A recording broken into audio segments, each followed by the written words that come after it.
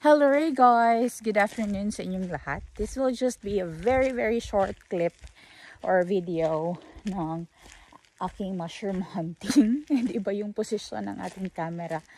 Kasi guys, naglalakad lang naman ako. Tinitingnan ko yung mga previous places na pinagkukunan ko ng mushrooms. And since yung ibang area is wala pang tumutubo, maybe later pa. So, naghahanap muna ako guys. And sa paghahanap ko, meron kaming nakitang bagong gubat dito na pwede kong pagkunan ng mga mushrooms. And I'm so blessed kasi yung first gubat, merong laman agad. And yes, yung pangalawang gubat, merong lamang mushrooms na naman. Papakita ko sa inyo anong itsura, ano yung klaseng mushroom na pwede ko mapik sa gubat na ito. So, dito tayo sa area na to guys. Tingnan nyo anong klaseng mushroom ang tumutubo sa lugar na to guys. Yan o. Meron ditong black chanterelle. Yan. Ayun pa. Sobrang gaganda. Ang lalaki. So, definitely sa loob ng gubat na to, maraming nagkalat dito na Musta torviesieni or yung horn of trumpet or black chanterelle. Sobrang ganda guys. Tingnan nyo. Ayan o. Sobrang lalaki pa. So, kailangan lang tong i-explore ang gubat na to. Dito sa side naman na to guys, meron akong nakita dito ng mga yellow chanterelles. Teka, lapitan natin. Papakita ko sa inyo. Ayun o. Sobrang dami nila guys. Tingnan nyo naman.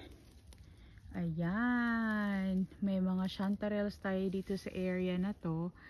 And kailangan lang talaga itong libutin. Ayan. Sobrang laki ng gubat na to guys. I don't know ilang kilometers ang malalakad ko sa gubat na to.